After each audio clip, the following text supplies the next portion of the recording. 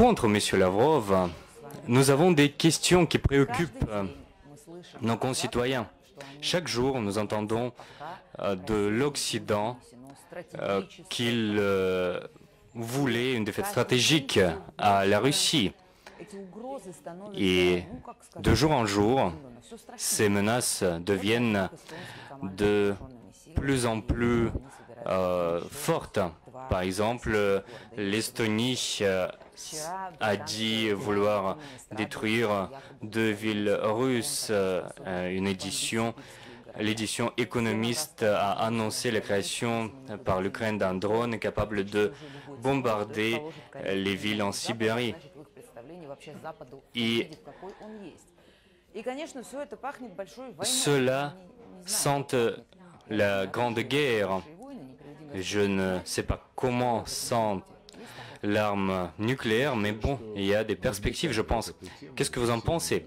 Je pense que la fomentation de ce sujet concernant une défaite à la Russie, cela reflète non pas vraiment cette attitude et cette approche vers une guerre, mais plutôt une agonie, une hystérie. Vous avez évoqué notamment les paroles selon lesquelles si on permet à la Russie de gagner, ce sera une catastrophe. Et je pense que la Cour internationale doit vraiment prêter attention à tout cela. Et on entend beaucoup de déclarations comme ça,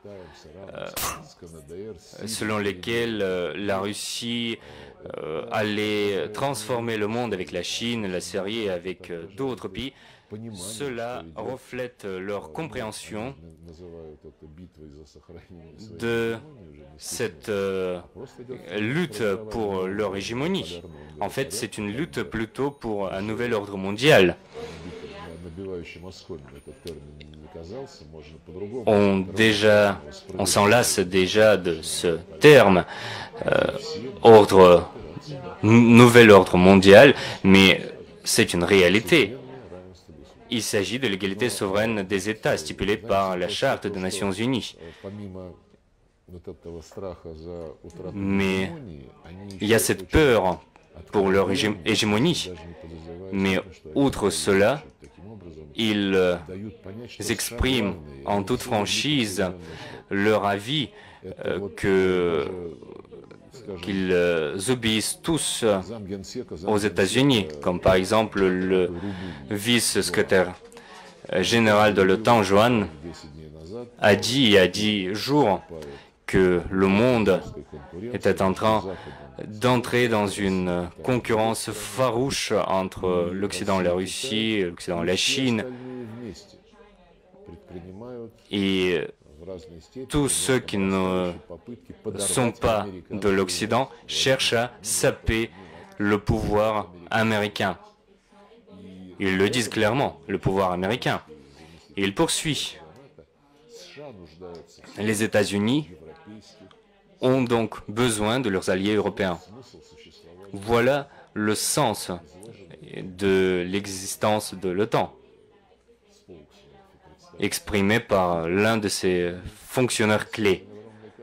Et on constate beaucoup de déclarations comme ça. Par exemple, au niveau des aveux, Borrell a par exemple dit, outre ces fameux propos de jardin florissant,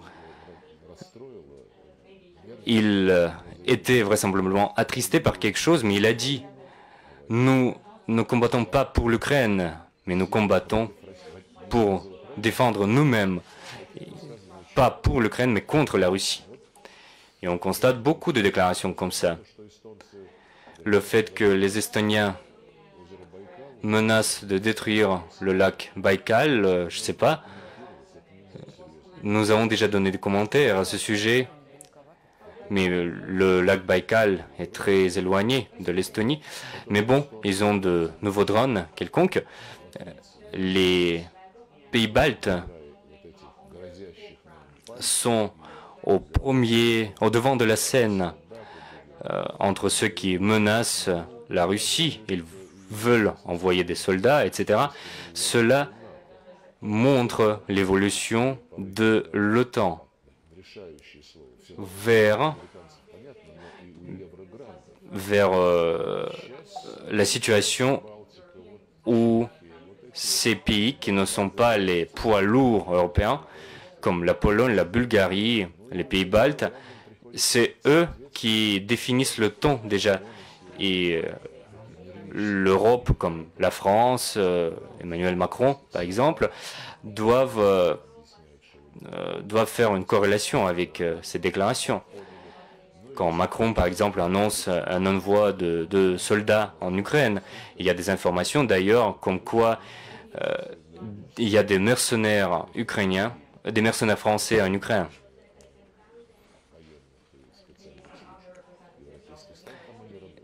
Donc, des représentants de services spéciaux de l'Europe travaillent là-bas. Notre ligne est très claire. Vous n'avez pas voulu convenir d'un accord de la sécurité européenne en 2008, en 2009. On a proposé une chose tout à fait simple.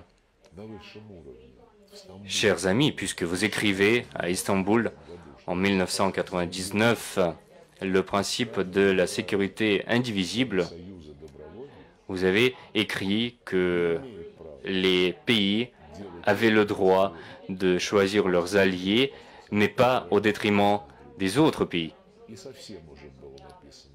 Et vous avez également écrit que les participants de l'OSCE, et ce document a été signé au plus haut niveau, donc les participants de l'OSCE s'engagent à ce qu'aucune alliance, aucun pays dans l'espace de l'OSCE ne prétendra jamais une domination. Et nous avons vite compris que l'OTAN a poursuivi son cap pour la domination. Nous avons dit, écoutez, c'est une déclaration politique signée par les présidents. Il faut donc, puisque vous ne pouvez pas pour l'instant remplir ces engagements, il faut peut-être codifier cette déclaration. Il faut peut-être adopter un traité juridiquement contraignant. Donc, il s'agit des garanties juridiquement contraignantes. Ils nous ont dit il faut que ces garanties passent par l'OTAN. Nous avons répondu, mais qu'en est-il au niveau de l'OSCE? Ils ont dit ce sont des déclarations politiques. Puis, ils nous ont dit que l'élargissement de l'OTAN les promesses concernant cela étaient faites à l'oral et nous avons beaucoup patienté en fait. Le président russe a expliqué cela maintes fois. Nous avons espéré que cela va quand même donner des fruits si l'Occident se ravise. Et en 2008, en 2009, le traité de la sécurité collective, ils ont refusé tout simplement d'en parler avec nous. Un traité concernait l'interaction avec l'OTAN et l'autre concernait l'OSCE. En 2021, en fin de l'année, le président Poutine a pris la parole au ministère russe des Affaires étrangères et puis il nous a chargé de préparer un projet d'un traité pertinent. Ils ont renoncé à tout cela, ils ont refusé d'aborder ce traité. Nous avons rencontré des délégations et puis en janvier, à Genève, j'ai rencontré Blinken. Il a dit aucune obligation concernant le non-élargissement de l'OTAN ne peut exister.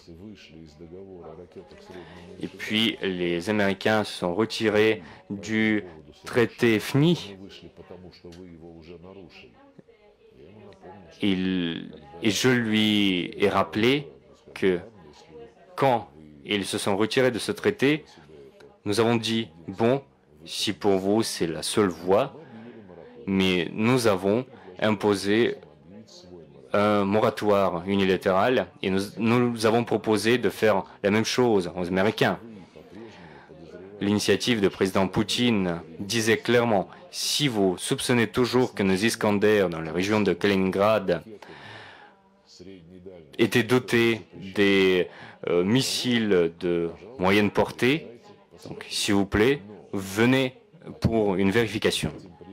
Mais en réponse, nous souhaitons venir en Pologne et en Roumanie, où vous avez des bases de défense antimissiles. Et Lockheed Martin, dans sa publication de ces missiles, il dit clairement qu'il s'agit d'installations capables de porter des missiles à portée moyenne. Ils ont refusé de le faire. Nous avons proposé cela de manière très franche, des mécanismes de double vérification. Ils ont refusé de le faire. Et je l'ai dit à Blinken, voilà, c'est notre proposition intégrante parce que vous êtes préoccupés par cette situation de crise autour de l'Ukraine. Il a dit, écoutez, au niveau de l'OTAN, ça ne se discute pas, mais au niveau de vos propositions, au niveau des missiles de moyenne portée, on pourrait peut-être convenir du fait que qu'on pourrait peut-être installer ces missiles en Ukraine, mais nous serons prêts à limiter le nombre de ces missiles en Ukraine. Je ne sais pas quelle doit être une autre explication, une nouvelle explication pour clarifier pourquoi cette opération militaire spéciale c'était vrai nécessaire. L'Ukraine était gavée d'armes et pour nous, c'était une menace directe à nos traditions, à nos intérêts et à notre sécurité. Une longue réponse, mais bon. Et puisque nous avons abordé le sujet ukrainien, c'est le premier sujet de notre agenda. Ils disent qu'ils souhaitent nous éliminer. Ils ne le cachent pas. Et tout ce que vous avez évoqué, cela s'inscrit bien dans cette direction. Et de notre côté, je ne comprends pas très bien. Nous évoquons toujours notre volonté à mener des négociations. Mais avec qui? Et puis, de façon hypothétique, si nous menons des négociations, demain, ils vont nous tromper encore une fois. Pourquoi mener des négociations avec les gens qui ne tiennent pas leur parole? Et puis, au niveau de l'Ukraine, qu'est-ce que nous voulons obtenir en Ukraine? On évoque les négociations et on dit que bon, on va atteindre nos objectifs, la dénazification, la démilitarisation, mais avec ces autorités qui sont en pouvoir en Ukraine, on ne pourra pas arriver à ces objectifs. Yermak, d'ailleurs, fait partie des 100 politiciens clés du monde, comme Zelensky. Oui, on dit que c'est Yermak qui gère tout en Ukraine. Mais quels sont nos objectifs? Comment ce processus va être établi? Bon, c'est une question à laquelle on ne peut pas donner une réponse laconique au niveau des conditions pour les négociations. Comme le président le rappelle toujours, nous préférons toujours la voie diplomatique à toute guerre. Parce que quand les Ukrainiens ont compris qu'ils ont trop bombardé le Donbass, qu'ils ont trop imposé ces méthodes de génocide contre les Russes sur leur territoire, ils ont proposé des négociations 2-3 semaines après le début de l'opération militaire spéciale. Nous avons donné notre accord. Il y a eu plusieurs tours en Biélorussie et puis nous sommes venus à Istanbul et les Ukrainiens nous ont donné des propositions. Nous avons accepté ces propositions après une certaine discussion. Il y a eu cette obligation d'éliminer les lois qui discriminent les Russes, éliminer et annuler le soutien accordé aux mouvements qui profitent de l'idéologie nazie.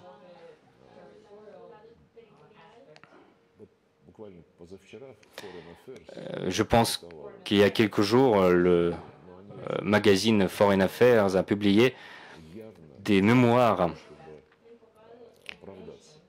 qui cherchent à justifier, se justifier. Le journal dit notamment que les États-Unis et la Grande-Bretagne ont effectivement dit à Zelensky de ne pas signer l'accord avec la Russie, mais non pas parce qu'il voulait poursuivre cette guerre, mais parce que ces puissances ont vu qu'il s'agissait de la formation d'un groupe de garants avec la participation russe et occidentale. Cela leur a donc mis en garde un tout petit peu et ils se sont posé cette question. Et si on signe cet accord et puis il y aura une attaque contre l'Ukraine? Il nous faudra donc mener une guerre contre la Russie. Mais bon, c'est une voie très sophistiquée du point de vue logique. Tout d'abord, il a été proposé aux 5 pays, dont la Russie, l'Allemagne, la Turquie, d'être garants de la sécurité. Mais puisque tu es garant de la sécurité, et tu te dis, bon, ici, il y a un garant qui viole cet accord, il y aura une guerre.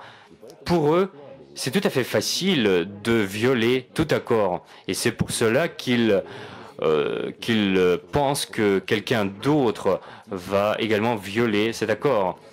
C'est comme en 2014, quand l'accord garanti par l'Allemagne, la France et la Pologne a été bafoué.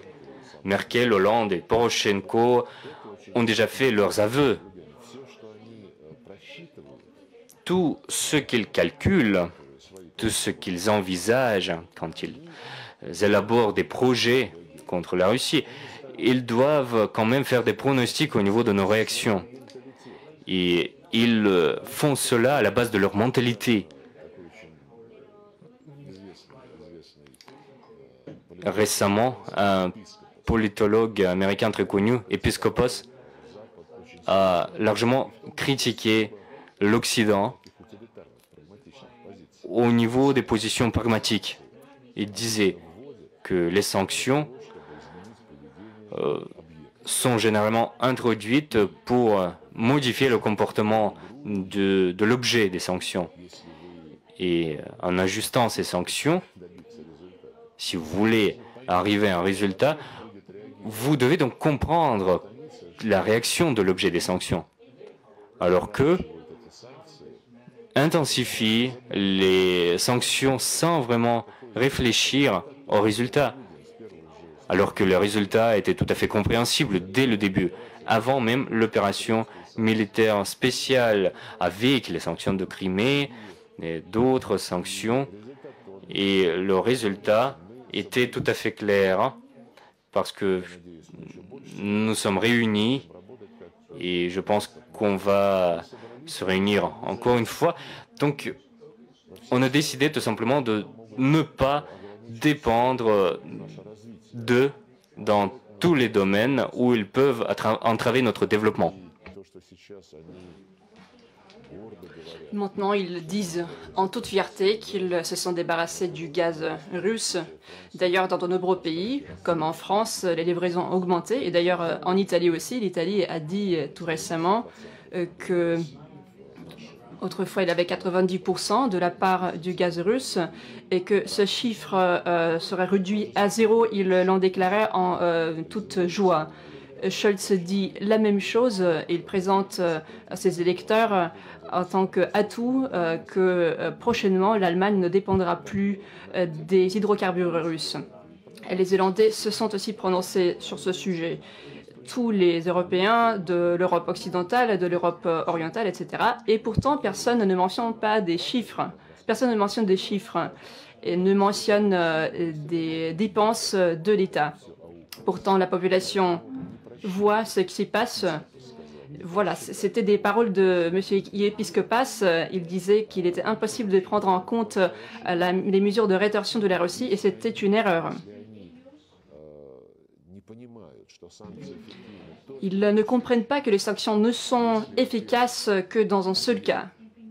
Quand l'objet de ces sanctions est prêt à changer son comportement pour que les sanctions soient levées. Et deuxièmement, il faut prendre en compte que parfois l'objet peut dire qu'il ne va pas modifier son comportement. Et alors, il est inutile, irréfléchi de continuer de telles sanctions. Telle est la politique de nos collègues. Je reviens à la question des pourparlers. Je tiens juste à souligner un moment très intéressant. Ils n'arrivent pas à comprendre.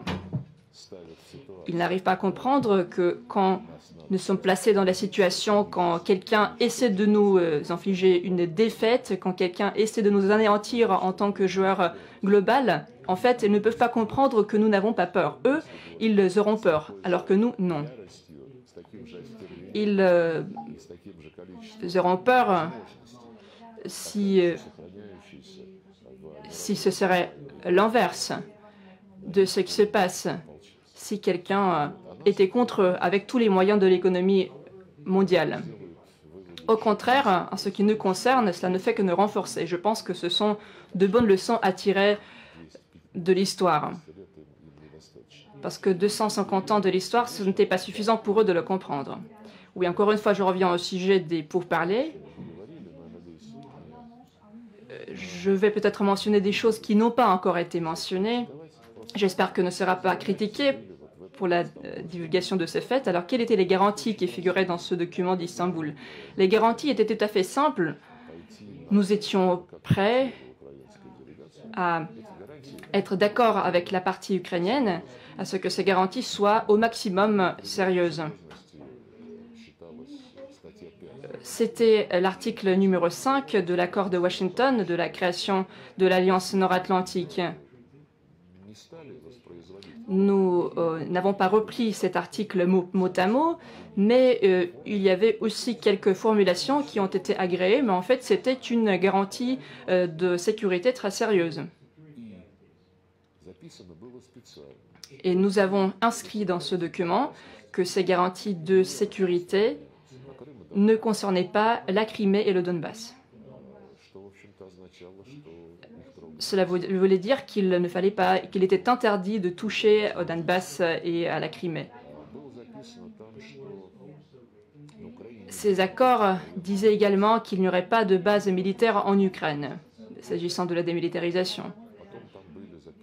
Ensuite, il y avait d'autres points à indiquer. Par exemple, la déclaration de Vladimir Poutine, ce que Vladimir Poutine a dit lors de son rencontre avec les représentants africains. Il parlait des paramètres des armes, des effectifs. Et il a été dit qu'il n'y aurait pas en Ukraine de manœuvres, d'exercices militaires auxquels participeraient des parties tierces. Il y avait une seule exception, c'est les cas quand tous les pays garants sont d'accord, y compris la Russie, y compris la Chine. Nous étions prêts et on disait également qu'à l'époque que les pourparlers se poursuivraient, mais pourtant pour arrêter les actions militaires, il y avait ces garanties de sécurité, il fallait éliminer les lois néo-nazis, anti-russes, discriminatoires, etc., ainsi de suite. Ensuite, ces accords ont été agréés et à ce moment donné, à ce moment-là, ceux qui participaient pour parler de la part de l'Ukraine nous ont dit qu'il y avait quand même quelques remarques. Concernant par exemple les exercices militaires, à condition que toutes les parties, tous les garants étaient d'accord. Ils ont proposé de modifier cette formulation en évoquant plutôt la majorité que l'ensemble des garants. Il est possible que quelqu'un leur ait indiqué de modifier ce paramètre. C'est juste un petit exemple de la position ukrainienne. Aujourd'hui, notre président, moi-même, le porte-parole Peskov le répète. Quand on nous pose la question « Est-ce que vous êtes prêt à mener des pourparlers ?», nous y répondons. Le problème, c'est que Zelensky s'est interdit lui-même de mener des pourparlers. Et Poutine, d'ailleurs, a dit une fois qu'on nous posait cette question à de nombreuses reprises, mais pour cela, il fallait faire le premier pas. Zelensky devait faire le premier pas, c'est d'éliminer ce décret qui lui interdisait de participer aux pourparlers. Le problème, c'est que on n'y croit pas. On ne croit pas à la partie ukrainienne. Pendant de nombreuses années, on essayait de croire nos vis-à-vis, mais tout était en vain. Pourtant, nous avons dit que nous étions prêts à mener des pourparlers, mais contrairement à Istanbul, nous n'avions pas l'intention de faire des pauses dans les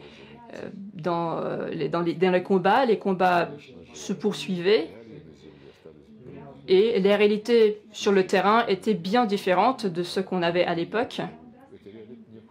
Et il fallait prendre en compte ces réalités. Ce que je veux dire par des réalités sur le terrain, ce n'est pas uniquement la ligne de contact ou le déploiement de nos forces, mais également des amendements dans notre constitution. Les 4 nouvelles régions, en fait, ce sont des régions anciennes et tout le monde doit le bien comprendre. Nos vis-à-vis ne le comprennent pas. Ils ne sont pas prêts à faire des compromis, à rechercher des compromis hypothétiques. Et c'est quelque chose qui nous est absolument clair. Il y a de l'autre côté la formule Zelensky, absence d'alternative, etc. Monsieur Lavrov, question suivante. Comment peut-on évaluer la déclaration du ministre suisse des Affaires étrangères? Elle dit que le ministre Lavrov était la première personne avec qui la Suisse a discuté les détails de la conférence pour la paix en Ukraine. Un vrai processus de paix ne peut être commencé sans participation des 2 parties. Il y a un seul mot qui est vrai dans cette déclaration, c'est que je l'ai rencontré. Il y a eu cette rencontre. C'était à New York. Nous avons participé à la réunion du Conseil de sécurité sur le sujet de la Palestine.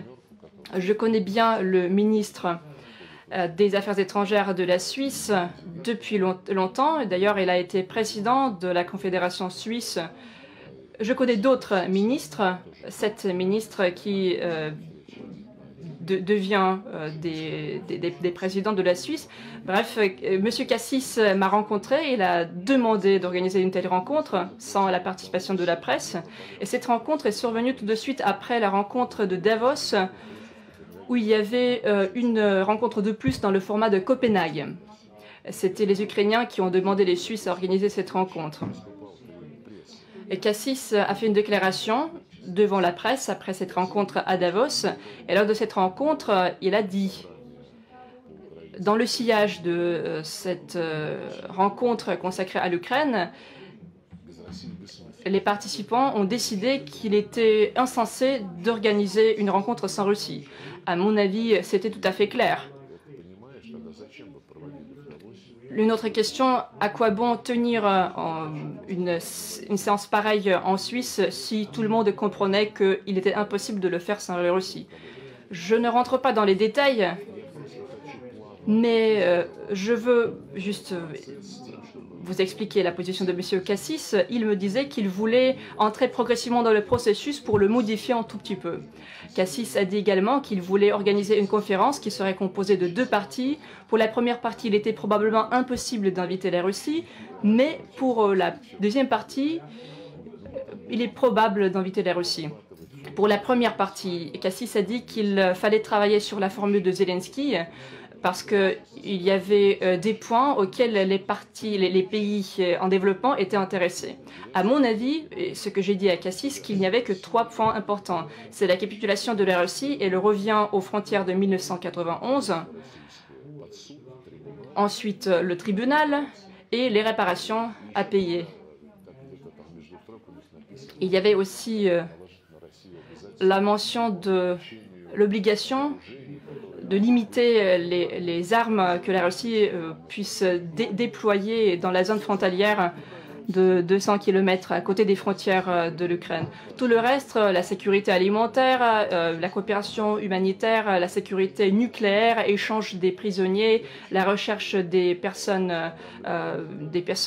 disparues, ce n'était que de petits détails et c'était quelque chose qui devait attirer l'attention des pays en développement, de la majorité mondiale. Cassis me disait que, bien sûr, nous comprenons, mais quand même, il y a des points qui puissent intéresser des pays, des pays en développement. Et pourtant, je pense que c'est un mensonge. Ce sont des gens qui sont des escrocs et qui proposent des schémas mensongers. À mon avis, ils le font exprès. Nous avons des partenaires des pays qui font partie des BRICS et qui ont assisté à des rencontres précédentes. Nous sommes absolument sûrs, lors de ces réunions, ils soulignaient l'importance de parler à la Russie. Nous leur sommes reconnaissants pour un tel signal. Et pourtant, s'il s'agit de modifier légèrement cette formule de Zelensky, comme le veulent les pays occidentaux, et l'Occident sait le faire, ils peuvent trouver des formulations assez belles, parler du respect des intérêts, mais pourtant, le sens de ces accords resterait le même. Je pense que ce n'est pas le bon choix, ce n'est pas le bon chemin qu'il faut suivre. Il y a aussi la position de la Chine que nous respectons. En février dernier, ils ont formulé leur position. Maintenant, il y a aussi des propositions d'Olaf Scholz. Olaf Scholz s'est rendu en visite en Chine, a rencontré Xi Jinping. Et après, il faisait des commentaires sur Xi Jinping en disant que, soi-disant, Xi Jinping soutenait cette conférence en Suisse. Ce n'était pas honnête. La position de la Chine, c'est qu'il faut d'abord comprendre les origines de cette crise. Il faut refuser la mentalité de la guerre froide quand il y avait des ennemis et des adversaires. Ensuite, il faut trouver des intérêts et il faut trouver un accord qui assurera l'indivisibilité de la sécurité. C'est une approche tout à fait différente. Il y avait des déclarations faites récemment par le ministre Wang Yi. La Chine se prononce pour la rencontre qui soit convenable pour la Russie et pour l'Ukraine. Et ça veut dire qu'il ne faut pas commencer par la formule de Zelensky, il faut mettre cette formule de Zelensky d'à côté.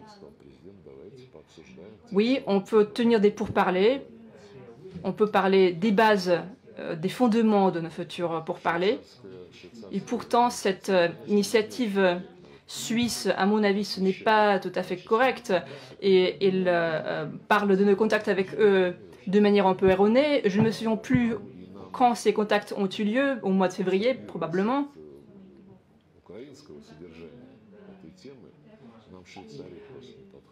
la Suisse, c'est un pays qui ne nous arrange pas parce que ce n'est pas une partie neutre. C'est un pays qui s'est transformé en un pays hostile. Il a signé et s'est adhéré à toutes les sanctions de l'Occident.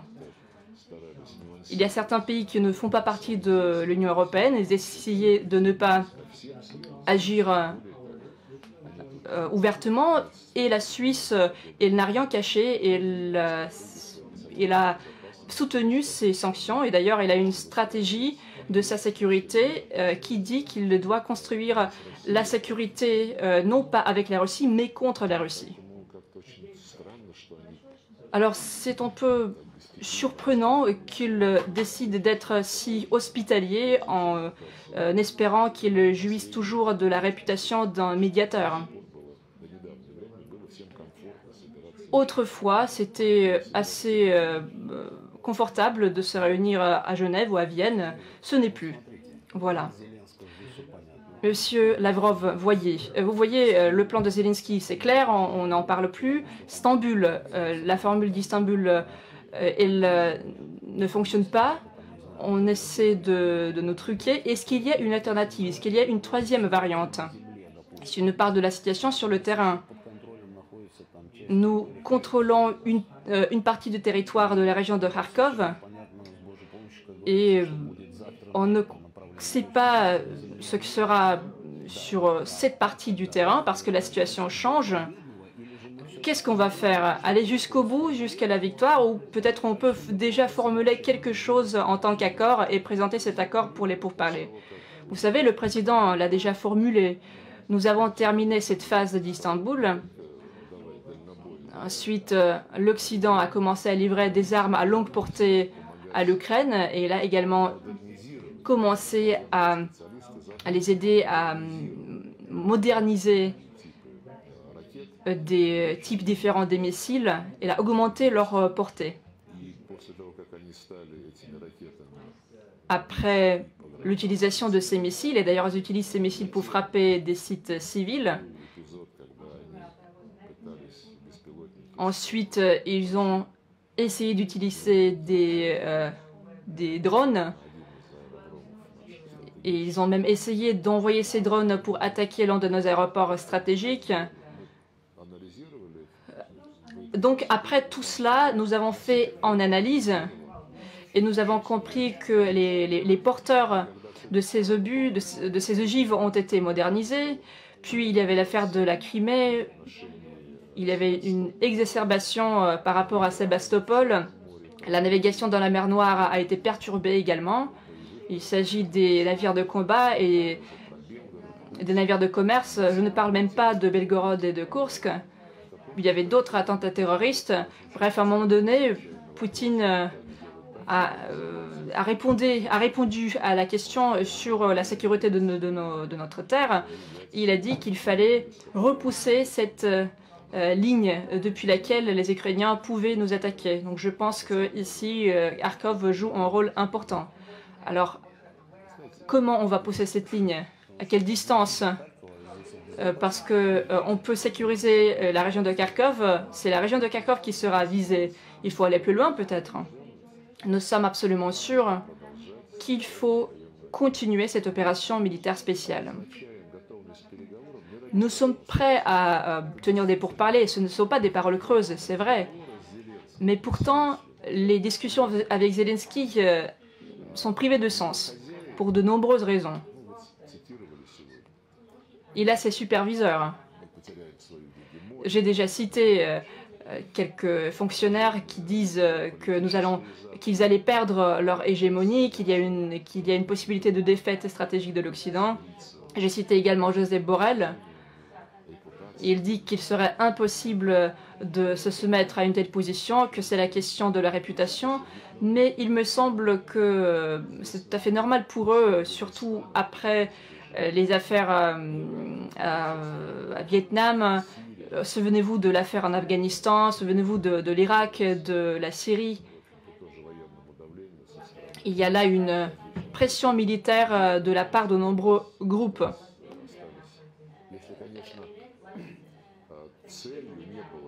quel était leur objectif? Peut-être semer la zizanie, semer le chaos et d'avoir ce que nous avons maintenant. Et quel était leur objectif? À mon avis, ils ont raté tout leur objectif. J'ai déjà cité comme exemple le petit pays d'Haïti. Il y a des bandits partout, du banditisme. Il y a un criminel qui est venu au pouvoir. Ils essaient de faire affaire avec lui. Mais bon, près de chez eux, ils ont un pays auquel ils accordent une attention particulière, notamment au Conseil de sécurité des Nations Unies. Il faut régler ce type de problème. Parce que pour nous, par exemple, c'est l'Ukraine qui est la menace. Pour eux, par exemple, c'est le trafic de drogue d'Haïti qui est la menace. Nous avons peu de temps, malheureusement. Moins d'une heure nous reste, donc il faut poser ces questions. Nous avons 1h30 et 13 questions. S'il vous plaît, Monsieur Lavrov, je voudrais vous poser une question sur l'initiative de Xi Jinping, mais je vais poser même une question plus large qui intéresse tout le monde. Vous avez très bien dit, ce serait très bien de poursuivre notre progrès vers l'autosuffisance.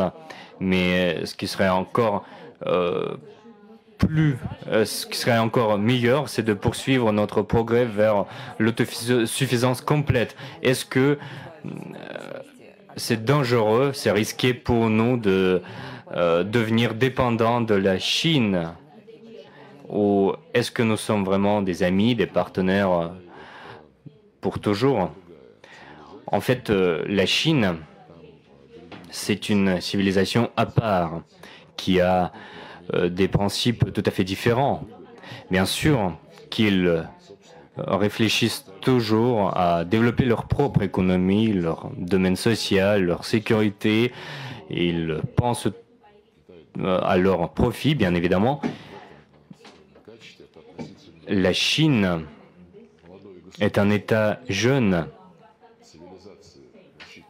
une civilisation, bien sûr, qui compte des milliers d'années, mais puis qui a subi le joug colonial du côté européen, du côté japonais. Les Chinois s'en souviennent très bien.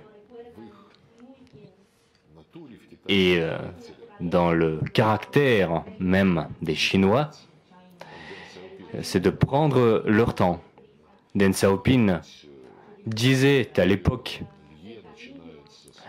vous savez, le grand chemin commence avec un tout petit pas, et cette domination dans l'économie globale a été occupée par la Chine de façon tout à fait sans aucun bruit.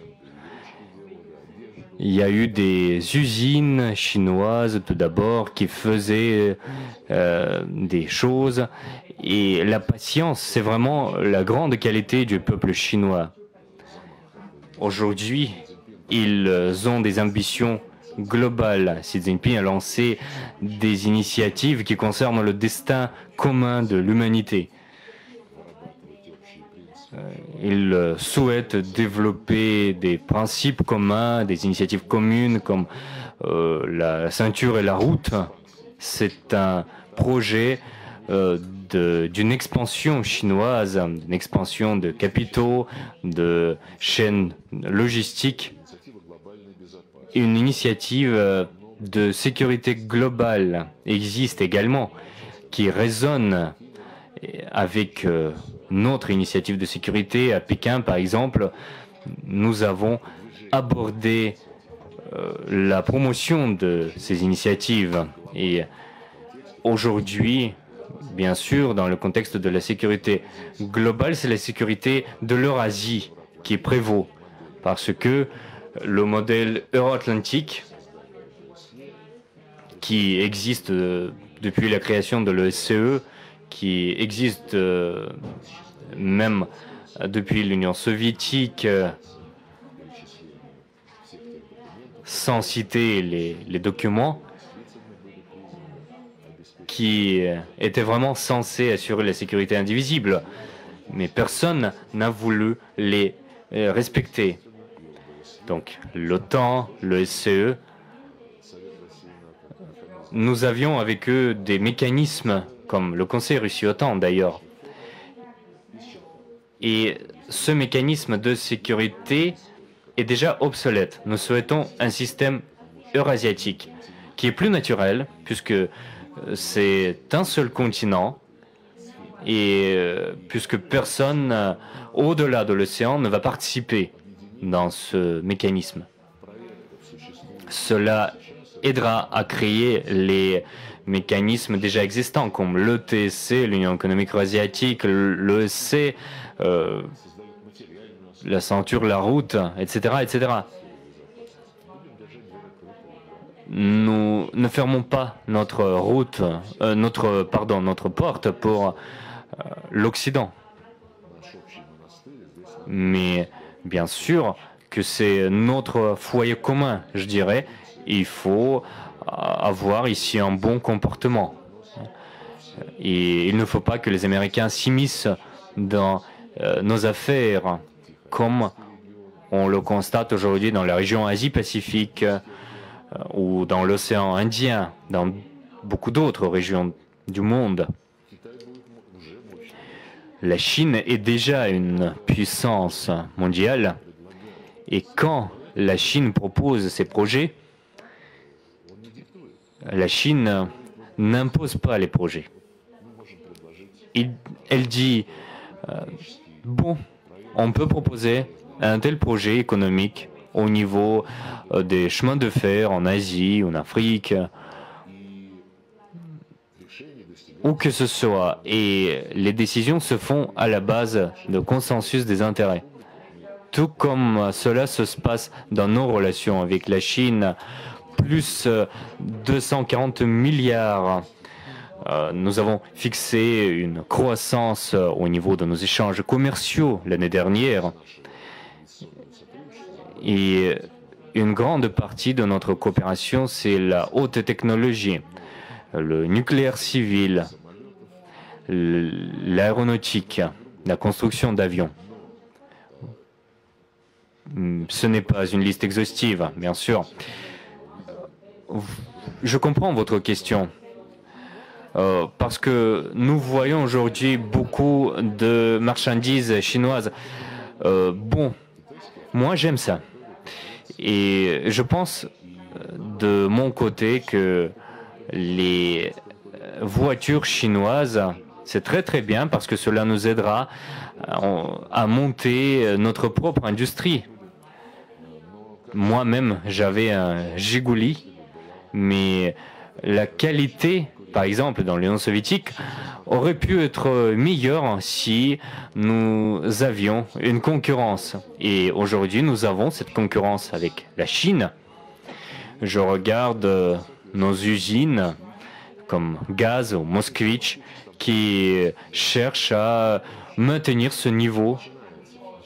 On nous dit, quel est ce Moskvitch? Pourquoi c'est une voiture russe si c'est une voiture chinoise? Mais bon, ce n'est qu'un tout premier pas. Monsieur Lavrov, une autre question sur l'Europe. Comment peut-on expliquer cette hystérie farouche qu'on constate chez l'administration européenne, comme quoi la Russie s'apprête à attaquer l'Europe? Qu'est-ce que vous en pensez? Je pense que on pourrait dire que c'est une paranoïa, mais je pense en fait que ce n'est pas le cas. C'est un projet très sophistiqué. Ils veulent obtenir de leur Parlement les fonds pour poursuivre cette opération. On constate que les États-Unis, on est en train d'examiner 3 projets de loi concernant l'Ukraine. Et aujourd'hui, ceux qui sont les plus va-t-en-guerre, ce sont les Européens, comme Olaf Scholz, qui se croit leader au niveau de la contribution à l'Ukraine, comme Macron, les pays baltes, la République tchèque, les pays limitrophes à l'Ukraine. Il y a plusieurs considérations ici. Tout d'abord, l'Union européenne, comme Borrell, Scholz, Ursula von der Leyen, ils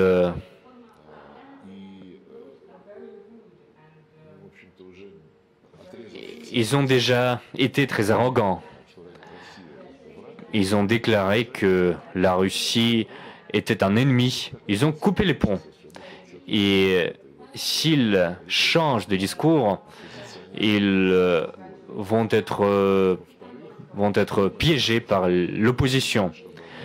De plus, cela leur est nécessaire pour obtenir des fonds et pour pouvoir expliquer pourquoi ils ont privé leur population de gaz bon marché, du pétrole bon marché, pourquoi cette hausse des prix, pourquoi les sanctions ont entraîné une désindustrialisation et pourquoi il y a cette délocalisation de l'Allemagne vers les États-Unis, vers la Chine. Olaf Scholz était accompagné notamment par des businessmen pour convenir d'une délocalisation industrielle vers la Chine. Si on se calme aujourd'hui, si on gèle ce conflit, ils ont des élections très bientôt, des élections nationales notamment. Et je suis sûr que l'opposition va saisir cette occasion de montrer quelles sont les conséquences de cette politique. En tout cas, l'opposition va sauter sur cette occasion, je pense. S'il cesse ces récits comme quoi nous allons attaquer l'OTAN, en fait, ce sont des récits pour faire peur aux électeurs, pour pouvoir poursuivre ce cap. Mais ce qui est illustratif, c'est qu'au tout début,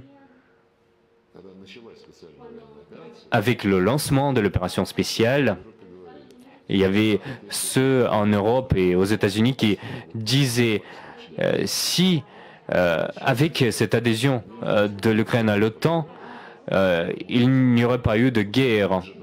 Et aujourd'hui, ils disent qu'il ne faut pas permettre la défaite ukrainienne, sinon Poutine va attaquer l'OTAN. Vous voyez bien cette logique.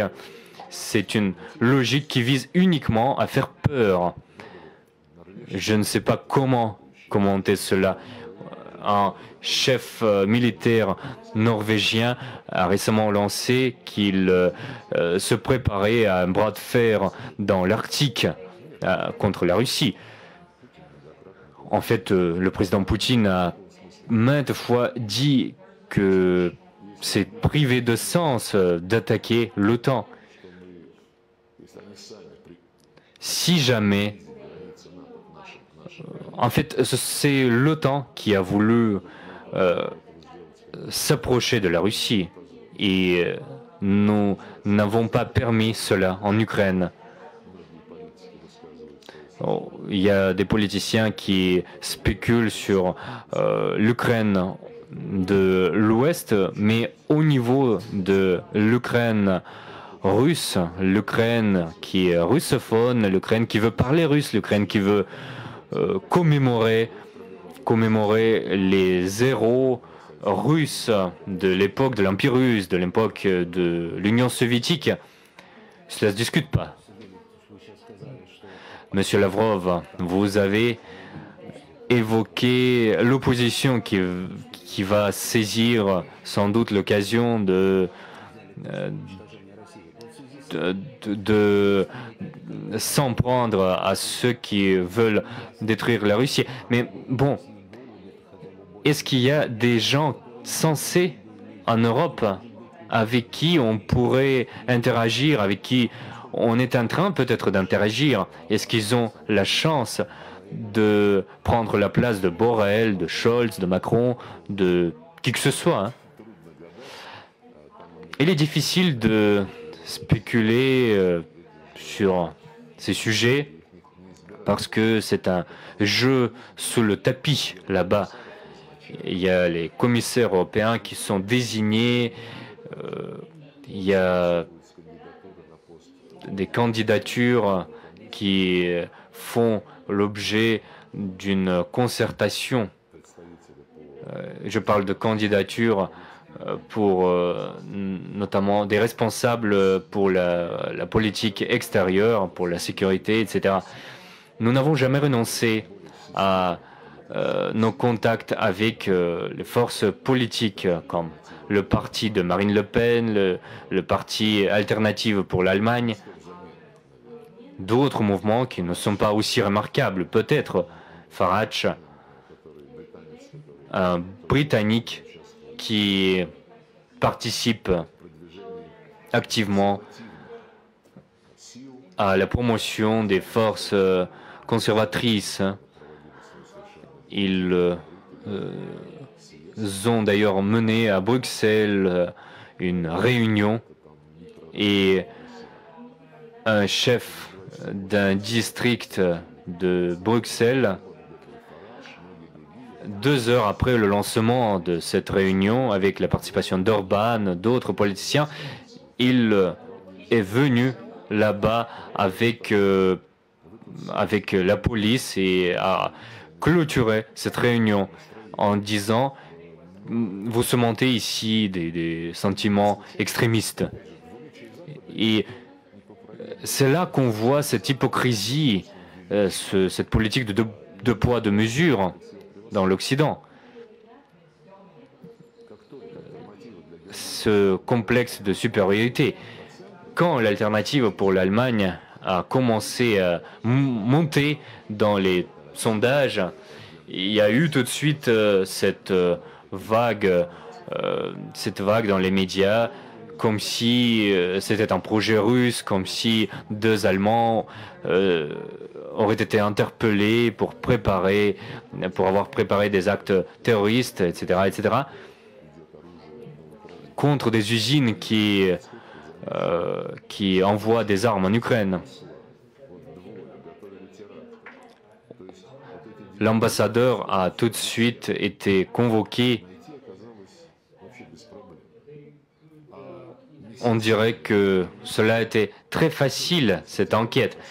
Et quand on se rappelle de l'attentat sur les Nord Stream, qui avait été préparé pendant des mois, cet attentat qui a profité à quelqu'un, cet attentat qui impliquait des forces armées de beaucoup de pays de l'OTAN. On voit ces données qui sont publiées aujourd'hui. Personne ne va enquêter là-dessus. Et quand il y a 2 personnes, de citoyens qui étaient en train de préparer des attentats terroristes, probablement, on les a trouvés vite. Et ces partis d'opposition, on dit que ces partis d'opposition montent dans les sondages puisque c'est la Russie qui les soutient. C'est un exemple très illustratif, encore une fois.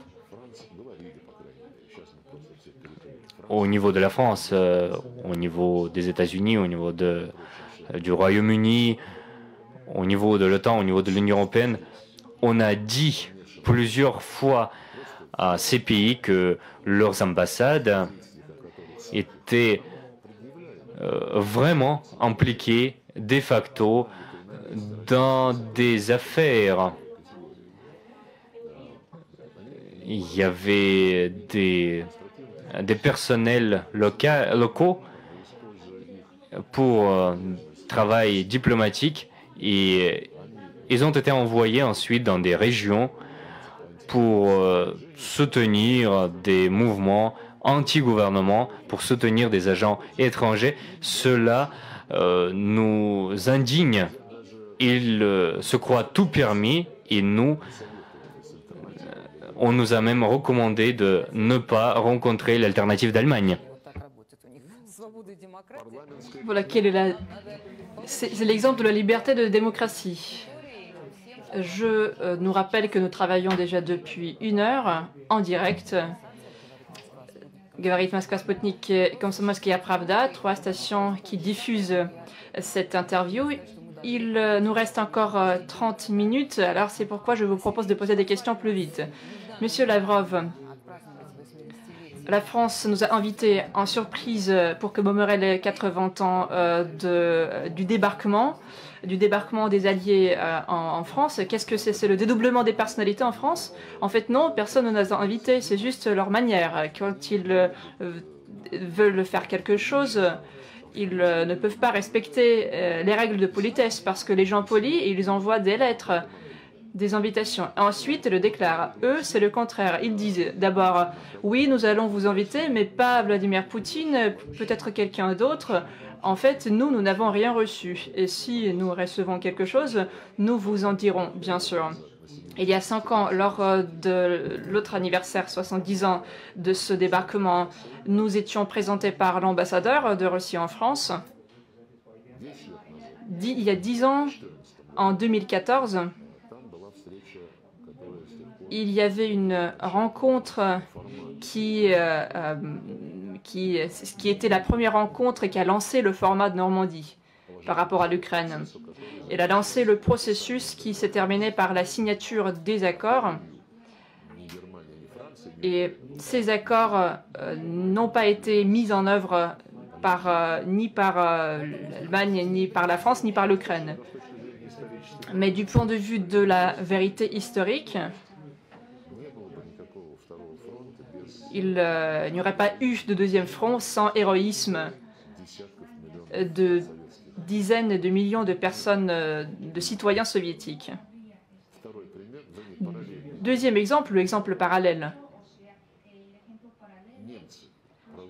Les Allemands, je ne me rappelle plus la date, c'est la célébration de la mémoire des victimes des camps de concentration. Cette année, ils ont annoncé qu'ils n'allaient pas inviter les Russes.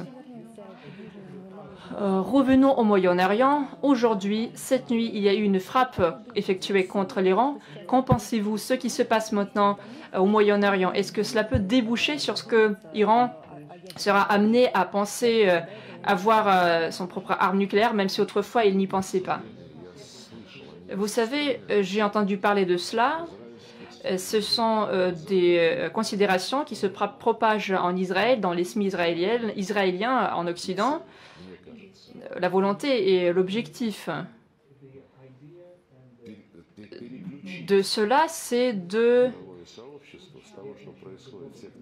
d'attirer l'attention, de détourner l'attention de la communauté internationale de ce qui se passe en bande de Gaza. Et d'ailleurs, les envoyés spéciaux de secrétaire général parlent déjà du génocide. Alors, ils tentent de détourner l'attention et qualifier l'Iran de la menace.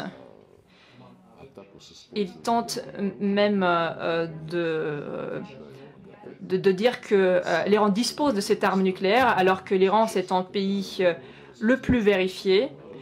Parmi les participants du traité TNP, il y a des lois en Iran, FETVA, cette loi, ce décret, déclaration si vous voulez, le postulat du chef suprême de l'État que c'est interdit en Iran. Maintenant, à ce moment-là, l'Iran ne va pas s'en occuper. Il y a eu la riposte de l'Iran à cette attaque contre le département consulaire iranien et qui a fait des victimes. Donc l'Iran a riposté. Après cela, il y avait des contacts téléphoniques entre la Russie et l'Iran, entre nos représentants et les représentants d'Israël.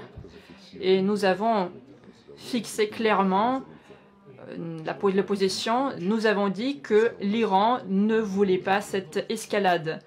Il ne pouvait pas ne pas répondre à cette violation flagrante du droit international, du statut de sa mission diplomatique, mais il ne veut pas cette escalade. Et tous les spécialistes, c'est ainsi qu'a été qualifiée la réponse de l'Iran par les spécialistes.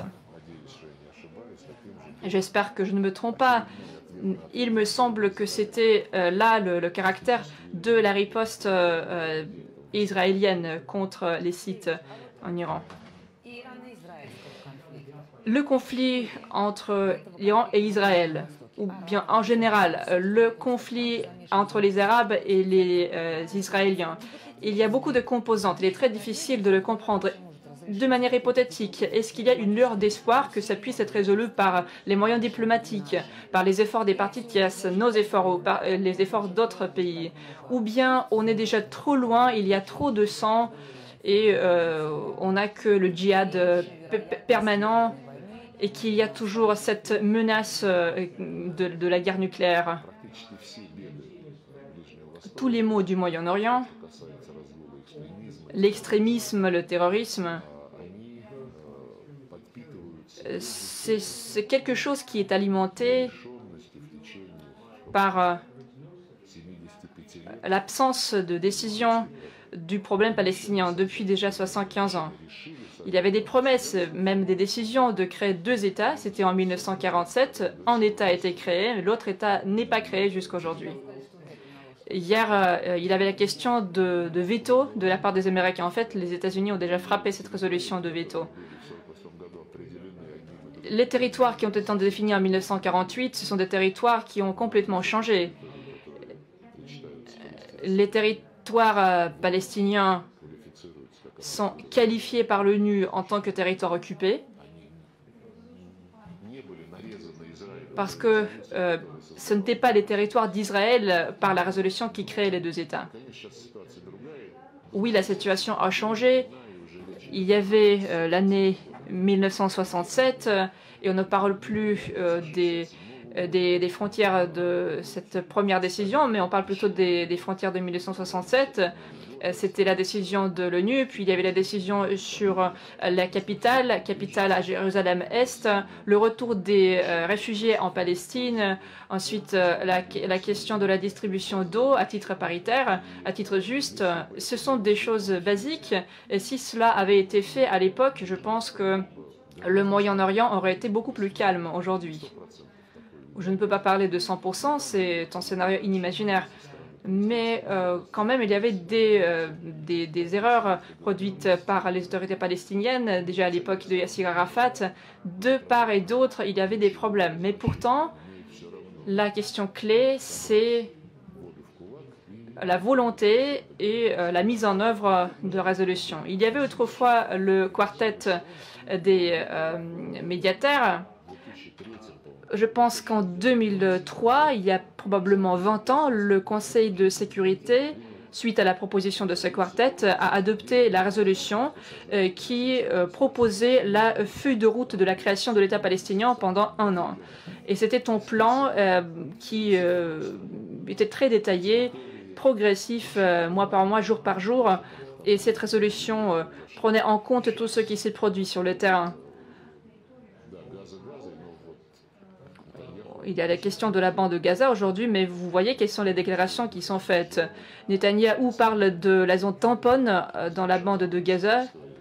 Je ne sais pas par quoi va se terminer l'histoire avec Rafah, le point le plus sud où il y a 1,5 million de réfugiés. Je pense que les Israéliens préfèrent que ces gens-là partent en Égypte et qu'on crée la zone de tampon dans la bande de Gaza. Et puis, en ce qui concerne la Cisjordanie, c'est la deuxième partie de l'État palestinien qui, en fait, doit être unie de manière géographique et de manière logique. Il y a là des colonies illégales et même les États-Unis les condamnent. Il y a des dizaines de milliers de colons qui, de temps en temps, entrent en conflit physique, échange de tirs avec les Arabes.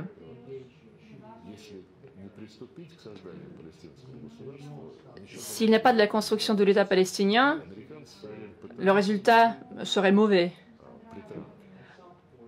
À l'époque de Trump, les Américains essayaient de déclarer Palestine les territoires palestiniens d'aujourd'hui, alors qu'il est impossible de vivre sur ces territoires éparpillés. Oui, chacun disait que cette phase chaude se terminera et puis il faudra renouveler les pourparlers sur la création de la Palestine. Lui, le président américain, parlait plutôt de la sécurité de l'État d'Israël. Il n'envisageait pas de parler de la création de la Palestine. Ensuite, il y avait l'adoption de la résolution du cessez-le-feu et la représentante des États-Unis à l'ONU a dit que cette résolution n'était pas contraignante. Alors si cette résolution n'est pas contraignante, ça veut dire que tout le reste n'est pas contraignant non plus. Telle est la logique de pensée des Américains. La situation est vraiment grave. Nous voudrions arrêter cette violence, la résolution des problèmes humanitaires. Il faut que les Arabes fassent preuve de leur initiative, qu'ils soient soutenus par toutes les forces raisonnables et qu'ils décident de la création de l'État palestinien. La question arménienne, volet arménien. Vous savez, nous recevons de nombreuses informations différentes. Par exemple, on dit qu'à Yerevan, nous ne comportons pas bien au sein de l'organisation du traité de la sécurité collective. On dit aussi que l'Arménie n'aime pas beaucoup l'UEA, etc. Vous savez, il y a des facteurs qui sont têtus. Nous sommes des alliés quand même avec l'Arménie et jusqu'à présent, nous nous considérons comme alliés. Nous sommes des alliés juridiquement, mais je pense qu'il y a en Arménie ceux qui comprennent bien l'importance de la Russie pour la sécurité et le développement de l'Arménie, y compris le chef du gouvernement. Je pense qu'il a fait une déclaration au Parlement et il s'est prononcé sur les relations entre l'Arménie et l'Arménie. À son avis, nos relations ne sont pas à beau fixe, mais quand même, il a dit que ces relations étaient très importantes pour l'État, pour la sécurité et pour le développement économique. Il a dit, je cite aussi, qu'ils apprécient beaucoup ce qu'il y a de positif et ce qu'il y avait de positif dans nos relations. À mon avis, ce sont des paroles très importantes. En quelque sorte, c'est une réaction aux activités des États-Unis et de l'Occident. En fait, leurs actions visent à séparer la Russie et l'Arménie. Quant à l'Union économique eurasiatique, si l'on parle des chiffres, des proportions, Arménie est le plus grand bénéficiaire. 35% de l'économie de l'Arménie, c'est quelque chose à ceux qui profitent de leur participation à l'UEA. Si nous parlons de l'année dernière, le chiffre d'affaires 20 milliards de dollars et quelques si on prend les dollars, 37% de ce chiffre d'affaires, ça tombe sur l'UEA, 13% c'est leur échange avec l'Union européenne et 3% c'est leur échange commerciaux avec les États-Unis. Vous voyez, d'après les calculs, la mathématique, on ne peut pas nier les faits. L'Arménie est un petit pays et il apporte une contribution beaucoup plus petite par rapport aux autres participants, y compris, je parle ici de leur contribution financière, mais pourtant elle jouit des droits égaux autant que la Russie au moment où on prend les décisions. Gazprom, 177 dollars pour 1000 mètres cubes, c'est un prix beaucoup inférieur à ce que paie l'Occident. Si l'Occident propose leur gaz en Arménie, les prix seront supérieurs. Il parle de la fermeture de la centrale nucléaire, peut-être de la remplacer par les réacteurs de taille plus petite. J'espère quand même que les Arméniens comprennent bien l'importance de cette centrale nucléaire. Le chemin de fer du Caucase du Sud. Pendant toutes ces années, les tarifs qui ont été proposés pour des passagers étaient préférentiels. Il y avait des investissements en infrastructures et beaucoup d'autres choses. L'usine de molybdène et de cuivre, c'est le contribuable numéro 1 dans le budget de l'Arménie. Il y a ceux qui tentent de présenter l'Arménie comme s'il était exploité par la Russie et par le EEA, mais ce n'est pas vrai. La même chose avec le TSC, aux grandes dames. Il y avait 3 accords trilatéraux après novembre 2022 et ces accords assuraient un processus normal, équilibré, le processus de la normalisation des relations, le processus de la relance de toutes les communications. Après ces 3 accords, l'Union européenne et les États-Unis ont essayé de s'immiscer dans le processus pour privatiser les résultats et pour empêcher la Russie à mettre en œuvre les accords que nous avons atteints. La même chose qu'en 2003, quand un mémorandum de Cosaque a été signé. C'est le mémorandum qui parlait de l'intégrité territoriale de la Moldavie et qui parlait des droits spéciaux de la Transnistrie. Cet accord a été paraphé et les leaders avaient l'intention d'aller à Chisinau pour signer cet accord. Monsieur Smirnov a été appelé par Monsieur Solana de l'Union européenne. Il a parlé de ce délai de 15 ans, de retrait de tous les dépôts de la Russie, et il a parlé des délais plus petits. Et alors l'Union européenne leur interdisait à signer un tel accord. En 2022, lors du sommet à Erevan, le TSC a agréé un document. Ce document a été approuvé par tous les ministres et ce document parlait de la livraison des armes et de soutien, le déploiement des forces à la frontière. C'est fait et tous les ministres, y compris le ministre arménien, ont signé ce document.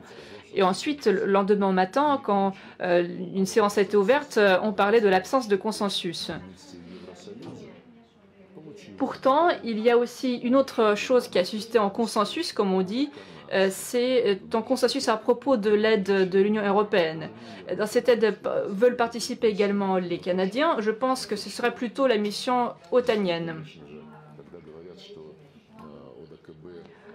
On parle également aussi parfois de ce que l'OTC n'arrive pas à comprendre quelle est sa zone de responsabilité en Arménie. Mais le problème, c'est que l'Arménie elle-même n'a pas encore défini cette zone. Ils ont dit qu'ils étaient prêts à respecter les frontières de 1999, selon l'accord d'Almaty. En même temps, une commission de délimitation a été créée et en même temps, il y avait ces 4 villages enclavés qu'il était prêt à céder. Ensuite, il a tenté de persuader la population que c'était une bonne solution. Pourtant, il y avait aussi la question des frontières de 1991, et ça veut dire que ces frontières ne sont pas prises en compte lors des discussions sur la démilitation et les mesures à prendre. Ces frontières deviennent quelque chose qui n'est plus intangible. Avant de blâmer le TSC, il faut tout d'abord terminer le processus de la démilitation. Et c'est ce dont s'occupe montant la partie arménienne. Un document sur Haut-Karabakh était signé. C'était la déclaration d'Almaty. Et cette déclaration a été faite avec la participation de l'Union européenne, mais cette déclaration ne disait rien sur les droits spéciaux de la minorité arménienne dans la société azerbaïdjanaise. C'est pour cela que rendre responsable pour le retrait des Arméniens du Haut-Karabakh nos forces de maintien de paix. Cela ne répond pas vraiment à la réalité. Et Nicole Pachinian a dit d'ailleurs qu'ils appréciaient leurs relations avec la Russie et la contribution russe dans la sécurité, dans la souveraineté arménienne. Et je pense et j'espère que nous entretiendrons de nouveaux contacts avec le président et avec le Premier ministre où nous pourrons aborder les questions de façon objective. Deux questions nous restent, Monsieur le ministre. Nous souhaitons tous vivre dans l'amitié et d'ailleurs, par contre, notre voisin, à savoir la Moldavie, a annoncé un référendum en automne prochain pour l'adhésion à l'Union européenne et la Transnistrie, la Gagaouzie ne sont pas contentes de cette idée. Qu'est-ce que vous en pensez et que doit-on faire pour empêcher ce qui est arrivé en Arménie, c'est-à-dire cet éloignement de la Russie? Effectivement, nous sommes attristés de le voir. En 2003, le président moldave de l'époque n'a pas eu suffisamment de courage, alors que, en fait, c'était un document paraphié, c'était un document qu'il ne restait qu'à signer. Mais l'histoire ne connaît pas de si, et l'Occident travaille de façon agressive, de façon très ardente.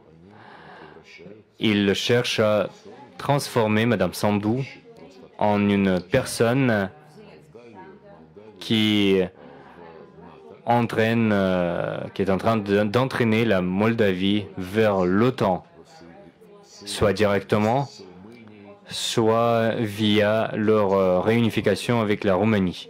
Effectivement, c'est un rôle comme celui que jouait Zelensky et Poroshenko, en quelque sorte.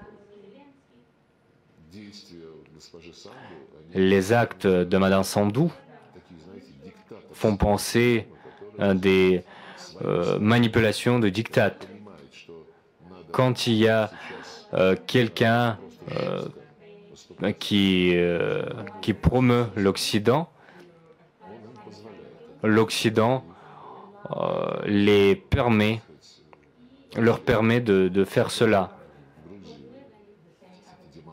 Tout comme en Géorgie, par exemple, on constate des manifestations et Salomé Zéoubachvili est transformé en un acteur de lutte pour la liberté de la parole. Alors que dans d'autres pays de l'Union européenne et aux États-Unis, il y a des lois pareilles qui prévoient des amendes et qui prévoient des persécutions. Alors qu'en Géorgie, si tu reçois plus de 20% de ton financement de l'étranger, tu devras déclarer cela. En Moldavie, par contre, s'ils mènent un référendum pour l'adhésion à l'Union européenne, vous savez, la Gagaouzie a déjà dit non par avance au référendum, puisque ils disent qu'il ne faut pas intégrer l'Union européenne, il faut rechercher des voies pour faire l'amitié également avec la Russie. Et pour cela, on les prive de subventions budgétaires. C'est la même chose qu'on fait à la Transnistrie.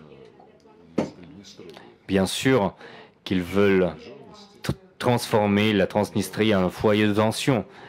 Vous l'entendez sans aucun doute qu'il faut tout simplement agir à travers des procédés militaires, infliger donc une autre défaite stratégique à la Russie.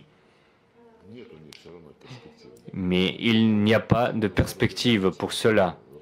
Et ceux qui sont détenteurs de passeports étrangers et qui sont au pouvoir dans leur pays, je ne pense pas qu'ils bénéficient pendant longtemps de soutien populaire. Ils donc comprennent leur caractère de leur pouvoir temporaire et ils cherchent à en profiter. Je donne la parole à Olessa. 3 minutes nous restent. Cette année, la Russie accueille le sommet des BRICS. Quels sont les défis, quels sont les objectifs et perspectives? Notre agenda est bien étouffé, 250 événements et activités au niveau des défis. Il faut assurer la bonne intégration des nouveaux membres. Nous avons doublé le nombre des membres et nous avons des traditions, nous avons des procédures élaborées et traditionnelles, notamment la culture de consensus, la culture du soutien mutuel et réciproque. Il y a beaucoup de structures qui font leur travail. Donc, ces nouveaux membres vont faire leur intégration non seulement au niveau des sommets, mais aussi au niveau des activités sectorielles, le secteur bancaire, l'agriculture, etc. Voilà une brève réponse pour cette question. Une des tâches, c'est les recommandations concernant des plateformes alternatives de paiement, ce qui sera très utile pour sécuriser les liens financiers et les perspectives financières qui sont très importantes. Donc les sécuriser face à l'Occident qui est en train de détruire la confiance envers le système financier qui a été créé par l'Occident lui-même. Merci beaucoup, Monsieur Lavrov. Nous avons passé en revue toutes les questions. 1 minute nous reste. Oui, merci beaucoup et je vous souhaite de développer davantage notre espace médiatique russe et russophone. Et de notre côté, nous souhaitons rester la personne que notre pays adore avec vos formules très claires, mais aussi très pittoresques. Je me suis rappelé une toute dernière chose à Madame Sandou, à toutes ces personnes qui veulent également faire éloigner l'Arménie de la Russie. Il faut se souvenir des déclarations de Borrell. Il a dit: nous ne luttons pas pour l'Ukraine, mais contre la Russie qui nous menace. Et après cela, Zelensky a dit: ils font la guerre pour leurs intérêts. Et je pense qu'il faut se souvenir de tout cela. Je pense qu'ils le savent très très bien, mais ils le font tout de même. Merci beaucoup, Monsieur Lavrov. Merci à nos auditeurs, à nos spectateurs. J'espère vous revoir l'année prochaine. Merci.